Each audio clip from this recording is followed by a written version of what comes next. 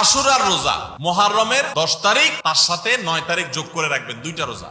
আর 9 তারিখ কোনো কারণে রাখতে না পারলে তাহলে 10 আর 11, 10 কমন, তার সাথে 9 অথবা 11 মিলায়া 9 রাখতে পারলে বেশি উত্তম। কারণ নবী সাল্লাল্লাহু আলাইহি সাল্লাম তার জীবনের শেষ বছর যখন আশুরা রোজা রাখছেন, তিনি বলেছেন যদি আগামী বছর আমি বেঁচে থাকি লা আসুমান্না তাসিআ ওয়াল আশির, তাহলে মুহররমের 9 আর 10 আমি রোজা রাখবো।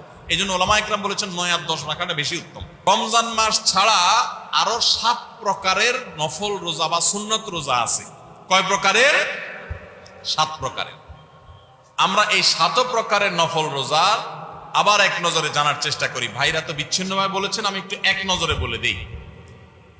1 নম্বর হলো প্রত্যেক সপ্তাহের সোমবার এবং বৃহস্পতিবার। প্রত্যেক সপ্তাহের কিবার কিবার? সোম এবং বৃহস্পতি। এই 2 দিন রোজা রাখা সুন্নত। আমাদের নবীজি এই 2 দিন রোজা রাখতেন। এই 2 দিন প্রিয় নবী সাল্লাল্লাহু আলাইহি সাল্লাম কি করতেন? এই 2 দিন রোজা রাখার একটা বিশেষ কারণ হলো বান্দার সমস্ত আমলের কাজকর্মের হিসাব রিপোর্ট আল্লাহর কাছে প্রাত্যহিক রিপোর্ট দেয়া হয় সকাল এবং সন্ধ্যায়। সারা রাতেরটা সকালে, সারা দিনেরটা সন্ধ্যায় ফেরেশতারা আল্লাহর কাছে জমা দেন, আর সারা সপ্তাহেরটা এই দিনে জমা হয়। এই জন্য নবী সাল্লাল্লাহু আলাইহি ওয়াসাল্লাম এই সময় নফল রোজা রাখাটা পছন্দ করতেন। বিশেষ করে সোমবারের দিনটা আবার নবী সাল্লাল্লাহু আলাইহি ওয়াসাল্লামের জন্মের দিন ছিল, সেই জন্য তিনি সেই দিনে নফল রোজা রাখতেন। তার অনুকরণে আমরাও নফল রোজা রাখি।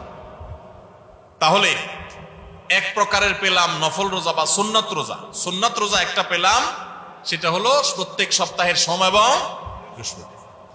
নাম্বার 2, প্রত্যেক চান্দ্র মাসের, প্রত্যেক চাঁদের মাসের 13, 14, 15, এটাকে আইএমএ 20 বলে।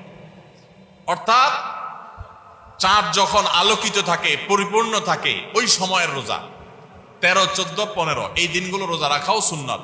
নবী করিম সাল্লাল্লাহু আলাইহি সাল্লাম এই দিনগুলোতে রোজা রাখার জন্য তার প্রিয় সাহাবী আবু হুরায়রা, আবু যর গিফারি রাদিয়াল্লাহু তাআলা আনহুমা এবং আরো সাহাবীদেরকে স্পেশালি বিশেষভাবে ডেকে ডেকে ওসিয়ত করেছেন যে আমি চলে গেলেও দুনিয়া থেকে এই আইয়ামে 20 এর রোজা তোমরা কখনো ছাড়বা না। ভাইরা আমার, ঘরে ঘরে এখন ব্ল্যাক ম্যাজিকের সমস্যা, কালো জাদুর সমস্যা, দুষ্ট জিনের উপদ্রব, নানা রকম সমস্যা আমাদের ঘরে ঘরে ধরা পড়ে।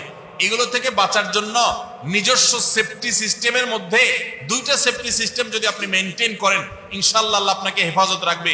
এর একটা হলো রাসূলুল্লাহ সাল্লাল্লাহু আলাইহি সাল্লামের সকাল এবং সন্ধ্যায় যে দোয়াগুলো তিনি পড়তেন, ওইগুলো আপনি নিয়মিত পড়বেন। এই সম্পর্কে আমাদের ছোট্ট একটা চটি বই আছে, রাসূলুল্লাহ সাল্লাল্লাহু আলাইহি সাল্লামের সকাল সন্ধ্যার দোয়া ও জিকির, রকমারিতে বিভিন্ন অনলাইন শপে পাবেন। আবার আমাদের ওয়েবসাইটে গেলে ফ্রি, আপনি সেটা ডাউনলোড করে পড়তেও পারবেন এই সকাল সন্ধ্যার দোয়াগুলো পড়লে। আর দ্বিতীয় হলো চান্দ্র মাসে 13, 14, 15 এই দিনগুলো যদি কেউ নফল রোজা রাখে,